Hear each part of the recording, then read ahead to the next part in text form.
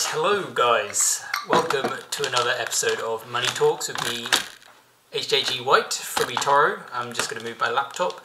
Hopefully this is going to be the first video I get the audio right straight away, and you can hear me right now. I did a test earlier and it seemed to work. Please let me know in the comment section if you can hear my voice. That would be a big help to me. I've just been putting together the slides for this presentation last minute. These are getting, there's not too much. I wish there was more financials to pour into this week, but as with every week, I'm always amazed that I'm able to find new information to talk about. So in this episode, we're going to be talking about, someone asked me to give my thoughts on Black Panther 2. So I'm going to give my thoughts on that. If you're interested, we could watch the trailer together. You can get my reaction to the latest trailer that's come out. I watched it at work very quickly when it first came out. So I haven't watched it properly. I'm a big Marvel fan, but I'm not a big Black Panther fan.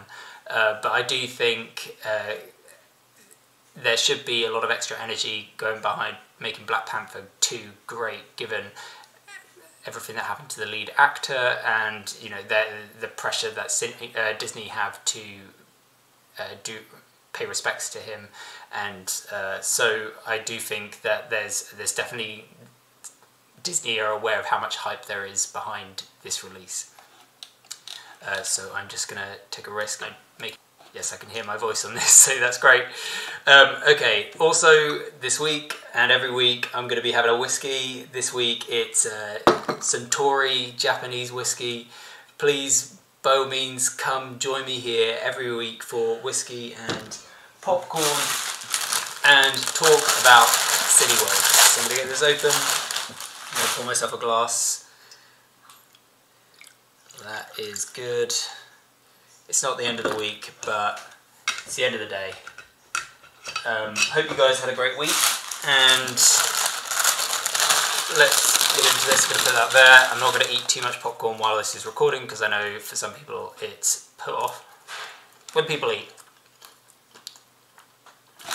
Okay, so the first things first, someone put a vote on the Cineworld stock Reddit page, and to see where everyone was, and I was pleased to see that a few of you, like me, are bullish.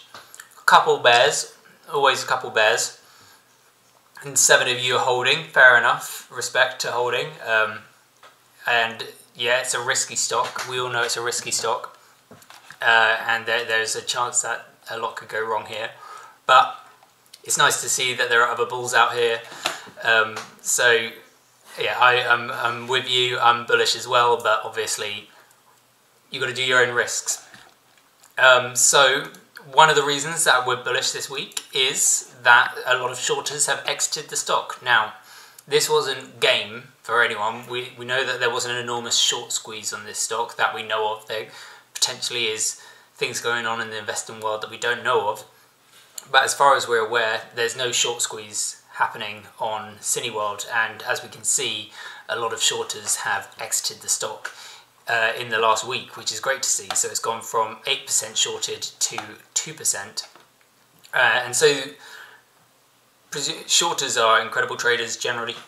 I mean, you've got to have a lot of knowledge and a lot of analysts behind you to get yourself. I think I almost respect how much a stock is being shorted as a better indicator of how things are going for it. And so I think that there are people analysing the stock, and these people will potentially get paid out quite a lot still if the stock went to bankrupt. You'd expect this stock to be heavily shorted if people thought that it's definitely going to go bankrupt. So people don't think that's going to happen. I think shorters are concerned that the dilution won't be that bad, that Cineworld has a good chance of surviving until Christmas, by which point it will have had a lot of extra revenue and a lot of opportunity to pay down its debt. And so, yes, I'm going to give my thoughts on Black Panther 2. As always, well, with this trailer came the reveal that Black Panther might be a woman, which the costume looks cool. I like the costume. The trailer looked badass, and I'm all for a female. I mean, I don't really care either way about a female Black Panther. My concern is when I watched the first Black Panther film, and the girl, I don't know her name, but the super techie girl, sort of Tony Stark of Wakanda, she, at that point, had absolutely no flaws. And that's a common issue that Marvel tends to have with their female characters, is they give them lots of great, awesome skills and abilities, but then don't challenge them in interesting ways, and they don't go through, some of them even claim about having to go through a lot of adversity because they're a woman. However, Marvel never show this in their films. They never show them the actual struggle that they go through, whether it's because they're a woman or just because of their story, their narrative.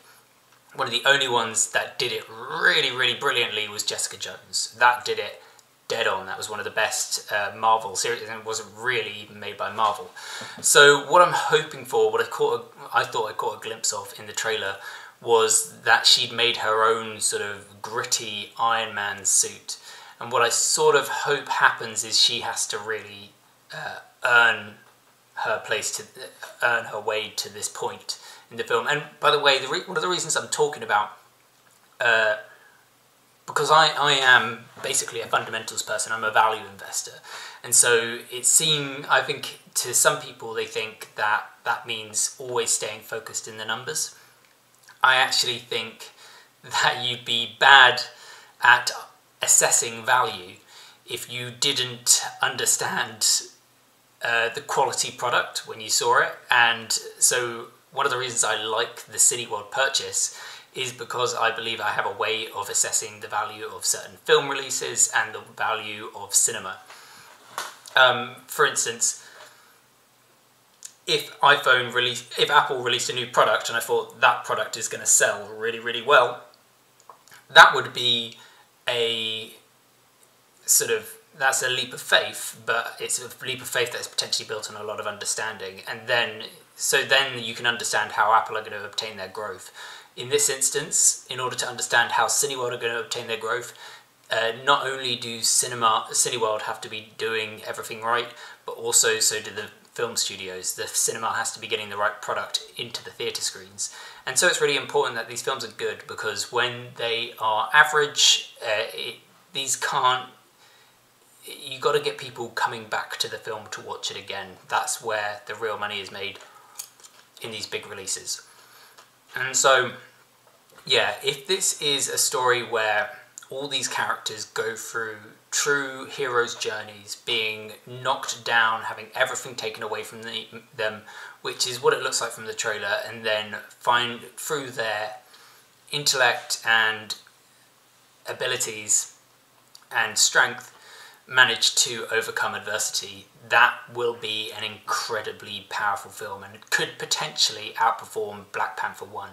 But it has to, given Marvel's recent release of She-Hulk, I am a little bit nervous that Marvel still knows how to create characters like Tony Stark. Or at least they haven't yet had the confidence to make a female version of him. So I don't think I think very few people have an issue of Marvel creating female characters and female superheroes.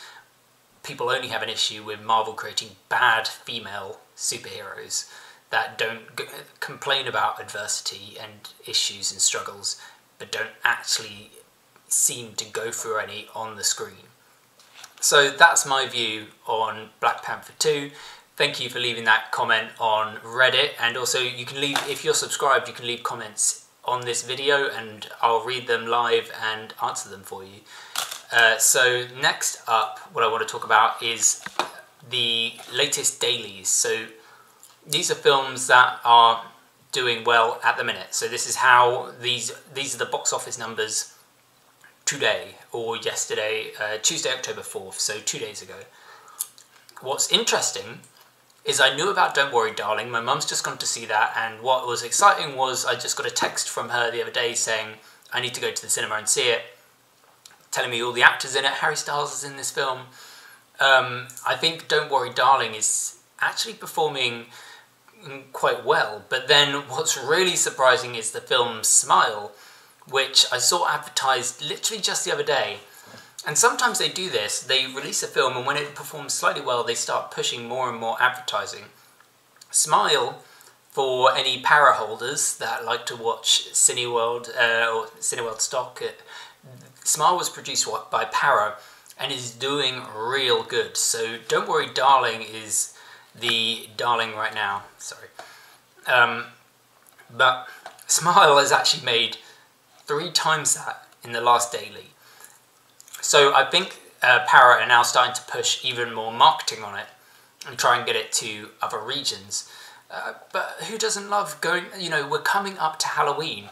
We are a few weeks away from Halloween. People are thinking about it. People do get hyped for that. And this currently is the only, and it's an original horror film, from what I gather.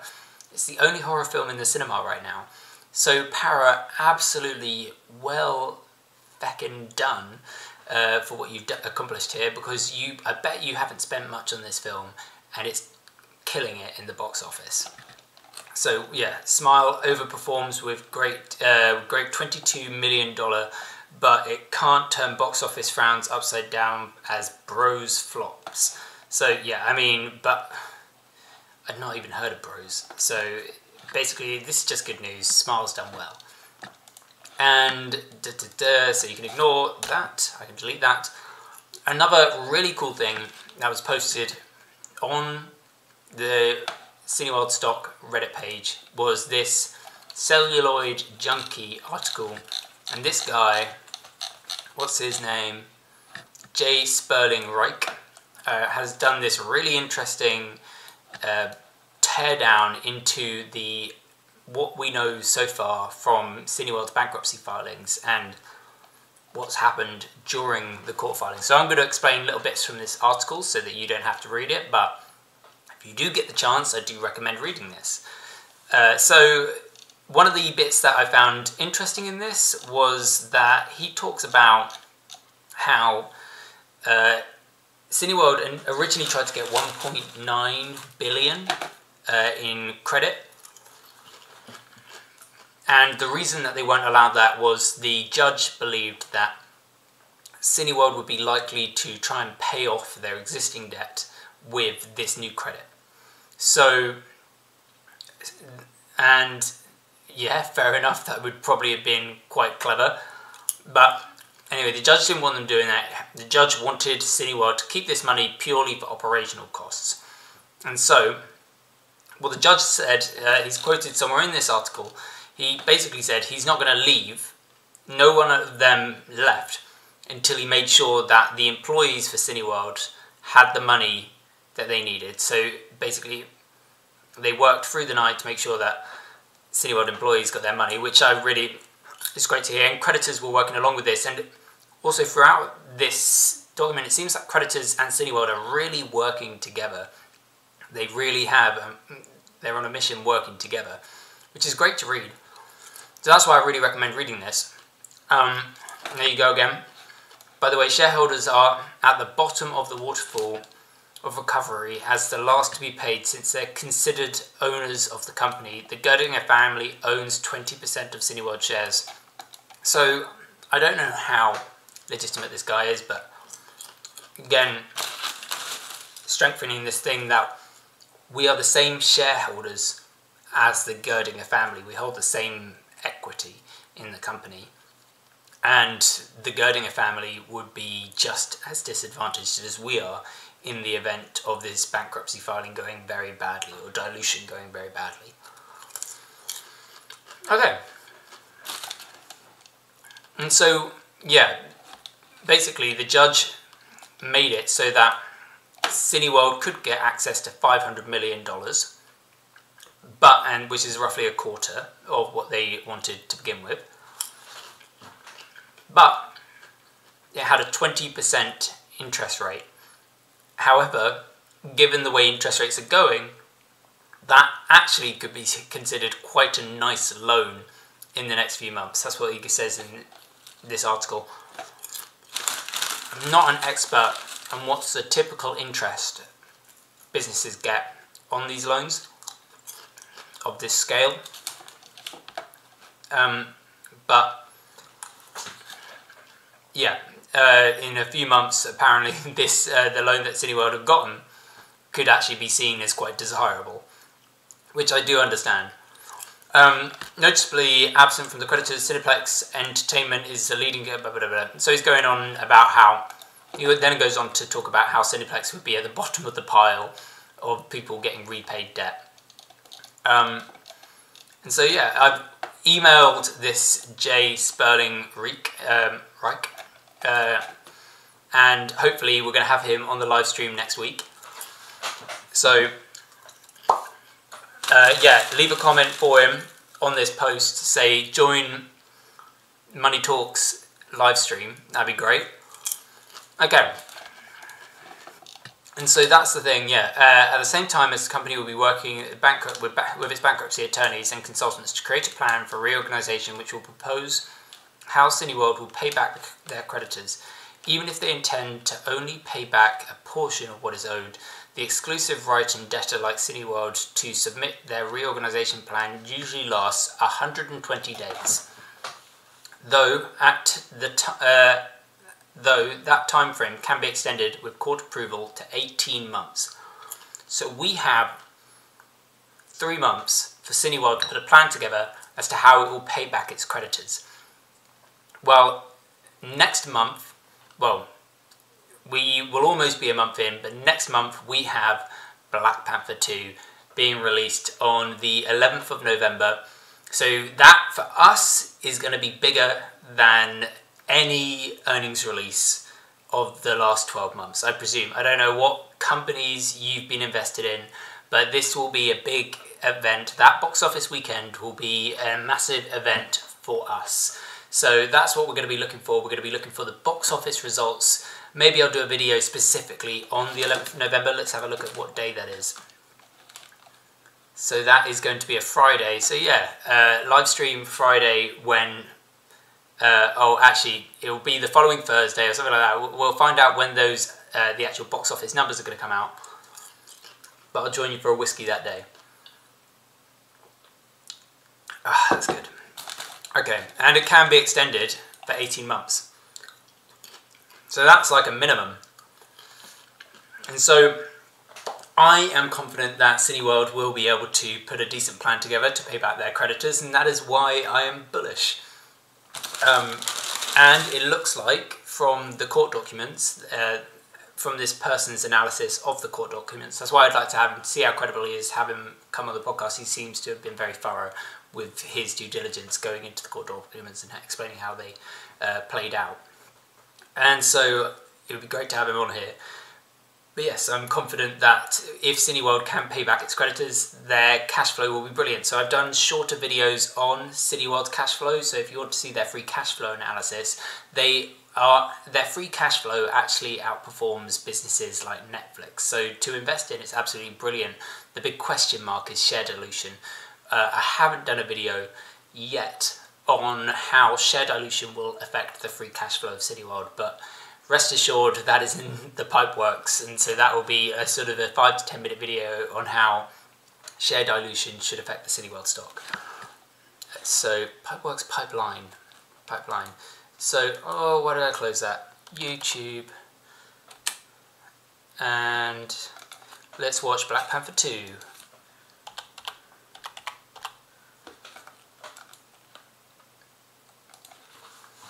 Alright, sound on.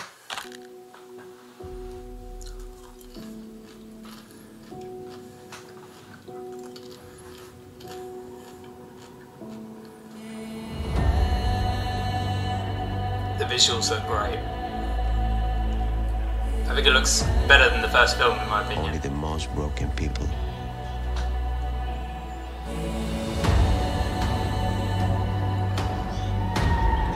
can be great leaders. I wish they could make films as good as they make trailers these days.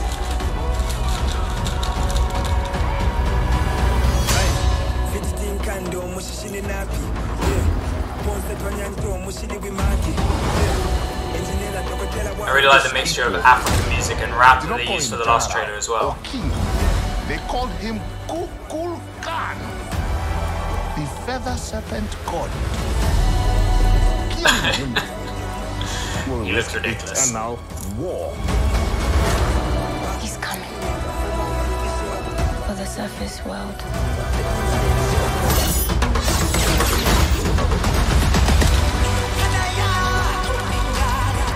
We know what you wish. It's actually got Avatar vibes. It's another like underwater film. They have lost their protector. Now is our time to strike.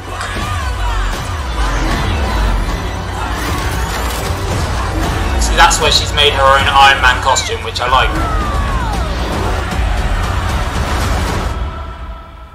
She's not just been given something. Who we are.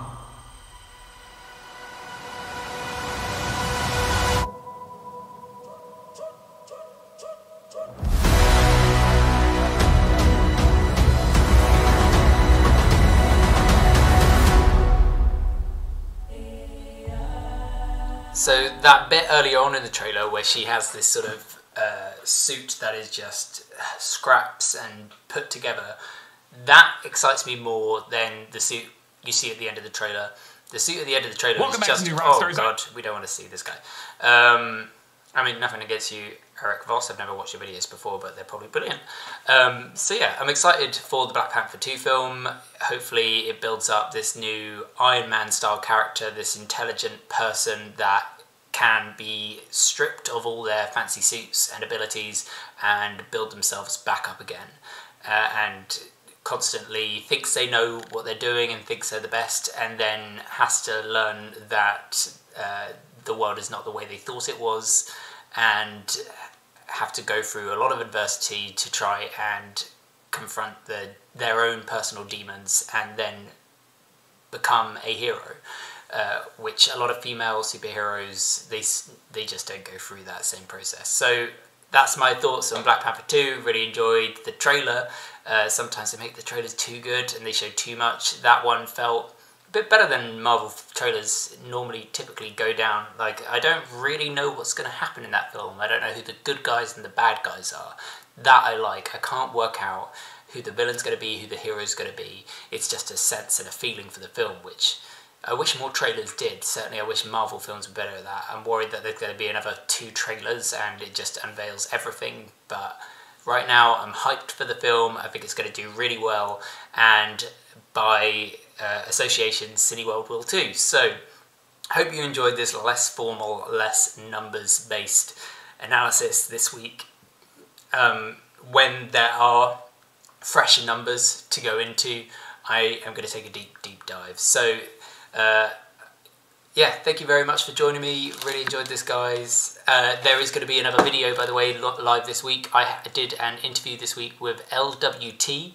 He's another YouTuber with 20,000 subscribers, and it was such an interesting conversation with him. He's ex-military, masters in economics, and he talks about the Nord Stream pipeline incident, and also just what's happening with the pound, what's happening with crypto, his thoughts on that, whether the West will ever let it happen.